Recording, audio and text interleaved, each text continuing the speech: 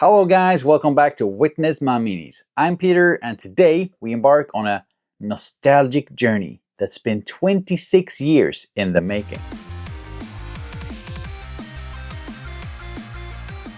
Hidden away in this dusty old box is a treasure trove of childhood memories. My first ever miniatures. Of course, they were Space Marines. I didn't even think I had them up until recently. They were discovered in the basement of my childhood home. They may be a bit worse for wear, but today we are going to breathe new life into one of these classics. So join me in a trip down memory lane and let's see if we can transform this mini into something new with a fresh coat of paint. So this was my first ever contact with Warhammer. I was about 12 years old and my first impression was that it was so damn expensive. I did, however, scrape some cash together and managed to buy some Space Marines. I have vague memories of us trying to play a game or two with our very, very small forces. I also remember not being too happy or satisfied with my paint job. And I see now that I didn't even know what primer was. I also remember looking in the book, seeing the pictures and reading up on Marneus Calgar. He looked so freaking cool, wielding the gauntlets of Ultramar. But yeah, then I painted him. Are you ready to see how this little relic transforms into something new? Stay tuned and let's bring the past back to life. There has been a lot of different Marneus minis throughout the years. The first one came with Space Hulk back in the days, and that mini was sitting down. The second iteration is the one that we're painting today. The third version was the one that came with an honor guard. And the fourth and current version is even more detailed. And of course bigger. I kind of like the feel of this old Hammer minis. They ooze a certain charm and goofiness. But of course back in 1998, I'm sure that wasn't the case. They looked proper badass. And we have to mention the scale. I mean, it's so much tinier. And he's missing knees? Is that how they made them bigger? By adding knees? So there's 2 points of this video. First of all, I want to see how far I've come in 26 years. And second of all, I really want a retro mini in my cabinet. When I first told the people on my Discord what my next project would be, they didn't quite respond like I thought they would. Of course, their nostalgic cries was too late. I had already stripped the mini. Oops. I got this rounded wood stick that I will split into several pieces to make plinths for this project and for future ones as well. I like the thought of some elevation. I think it fits small minis and this one in particular because of the pose that he's striking. I use a 3D printed piece of a broken pillar that I secure to the top of the plinth. Since it's filament printed, I just tear away all the excess parts that I don't need. And once it fits the base, I secure it to the wooden stick with milliput, smoothing it out with my wet fingers first and then a lot of sanding when it's dried. I make sure there is somewhere for the mini to stand by sculpting little stone platforms where I want his feet to be. I also decide to add a little smoke grenade on the ground to have the option of a second light source if I feel like adding some OSL at a later stage. After I glue him to the base and everything is dried, I prime the whole scene black and it's time to paint him again 26 years later. I will try to stay close to the scheme that I had in mind all those years ago. Blue armor, vibrant yellow gold, and a red cloak, starting with the color that covers the most surface, the blue. I work with the color from Scaled 75 Artist set, Dark Ultramarine. This color don't have great coverage, so I go back and build it up slowly, but not all over the surface. I let the black primer act as my shadows in the darker parts. And those areas only get a pass or two since the paint is so translucent. So basically, I've already decided where my highlights will go at this step. But more on that later.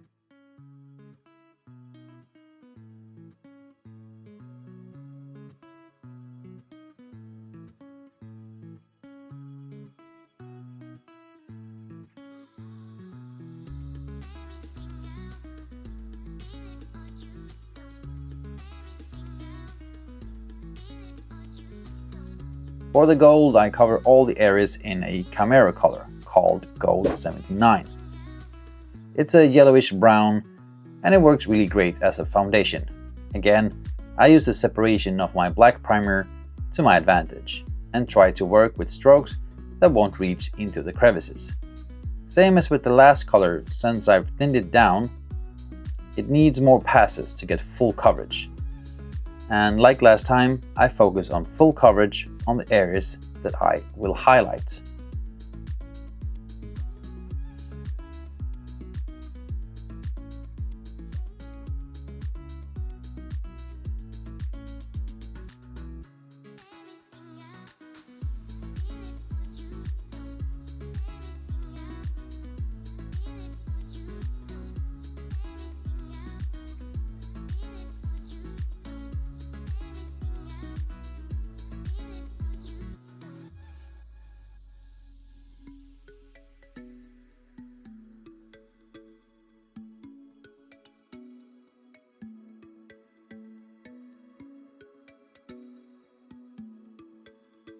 For the red, I start with Corn Red from Citadel.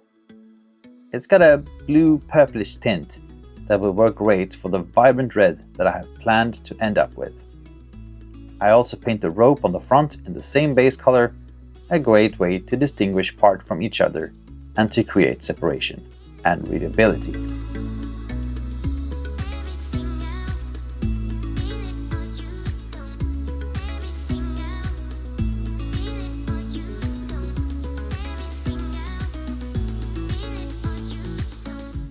Then it's time for the highlights. I feel bold and I want to see directly if the plan I have in my head will look good. So I go in with a much brighter color directly to paint in the highlighted reflections of the armor. This highlighted sketch is painted with Temple God Blue from Citadel.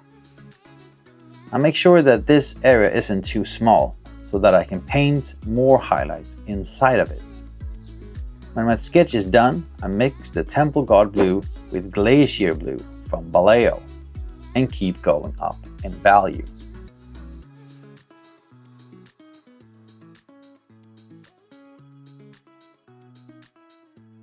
I also go back and shade some areas, working with my original blue and mixes of that with Temple God Blue. I paint smaller and smaller highlights, adding more and more Glacier Blue until the last highlights are tiny dots of pure Glacier Blue in selected places, using the same directional strokes on all layers applied on the same surface.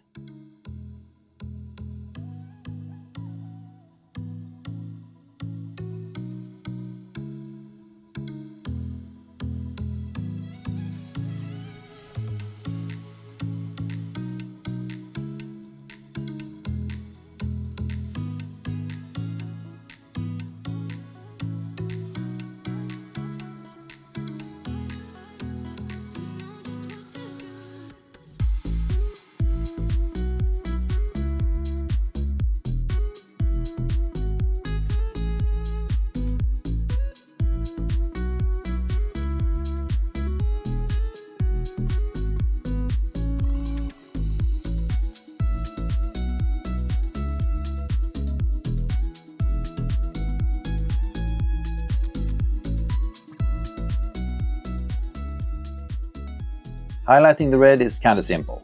I just start by painting the raised areas with red from Chimera. It will take a couple of passes to build up the intensity, since it is over a dark surface, but it's worth the effort. Again, I use the same color on the rope, just to make sure to not cover it all, letting the original color be in between knots and on the underside. Last highlight on the red is with Wild Rider Red from Citadel. A great color for highlighting reds without going too much into pink or orange.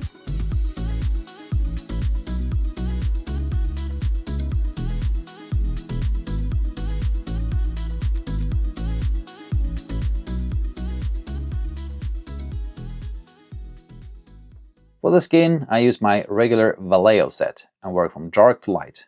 Again, making sure to not paint each section of the face to preserve the separation that the black primer will give. in the eyes, hairline, mouth, etc.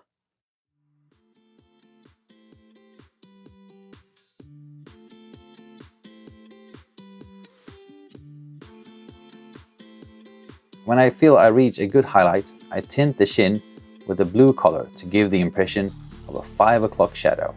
I also glaze over the cheeks and around the eyes with some magenta to infuse some life into our hero. It's time to highlight the gold. Since I want a very yellow, old school gold, I go in with warm yellow from Chimera. At first I mix it with gold 79 that I used for the base. I start by blocking in the highlighted areas. Yet again I try to be smart with my brush strokes and paint carefully so I don't get paint in any of the recesses. I keep within the areas that should get highlights. Sometimes I work with directional strokes, sometimes I work with small dots. When I reach the pure yellow color, it looks like this. And it's now time to go even higher in value with Chimera color Sun Ray. I do this on all the gold areas, large and small, and make sure that each area has the full scope of the same colors.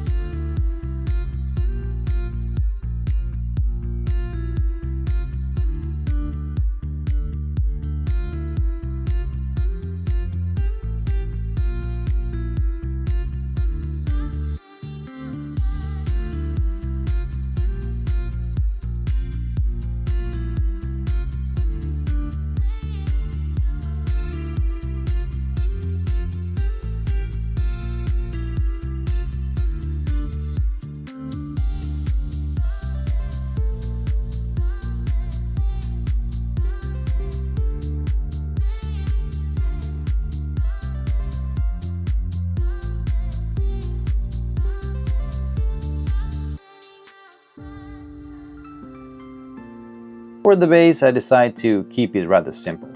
I paint it grey and highlight it with deliberate strokes to really make the shape distinguished. Going very high in value with smaller and smaller brush strokes and then shading areas with the airbrush.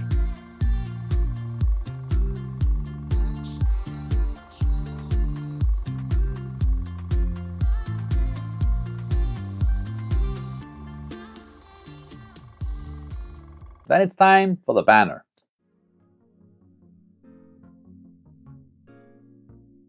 I start by placing some transfers, first letting the transfer soak in microset.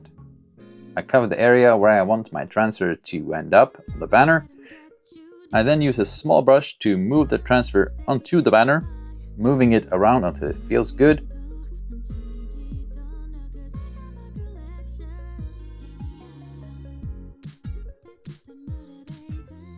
When I'm happy with the placement, I take a piece of paper to soak up the excess of the microset.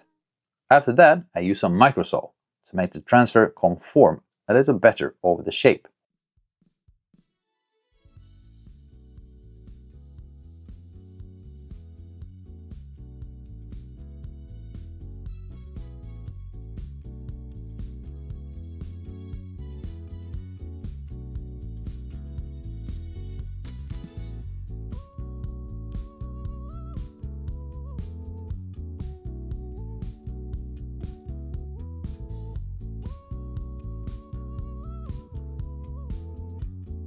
When both the skull and the checkers are in place, it's time for some freehand.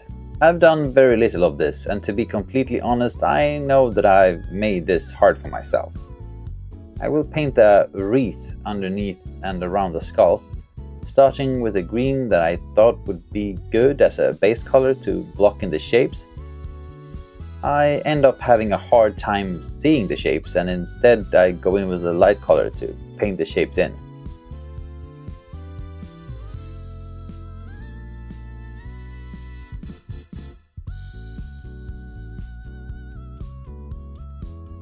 I then color in and over those shapes with the green color that I had planned from the beginning.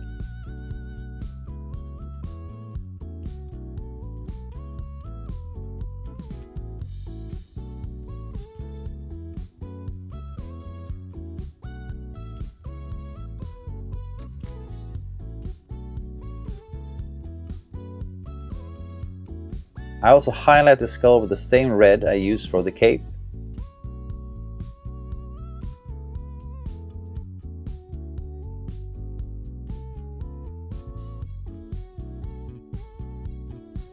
I use a black to outline the details on the banner to make them pop even more.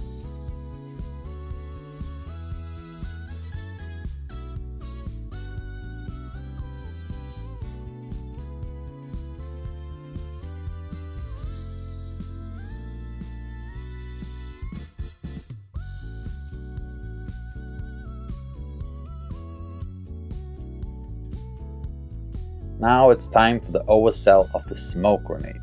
Just to make it stand out, I will go for a completely different color than what we already have in the scheme. I start by blocking in the light with white ink through the airbrush. I then cover that with a magenta ink.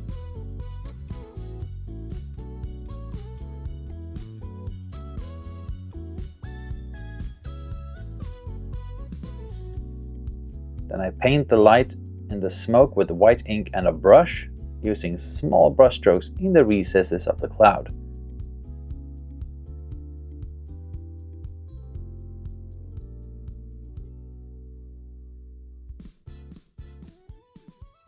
These are later covered with fluorescent pink. The last thing I paint is a glowing red eye with just Chimera red over a pure white dot. I then sprayed the plinth with Molotov black, the blackest paint there is. Whew, it's so black! This is the first time that I ever used it, but I want to play around with it some more. Let me know in the comments if that's something that you want to see. And with that, he's done. I had so fun painting this old mini. So what takeaways do I have? First of all, old minis are very, very small.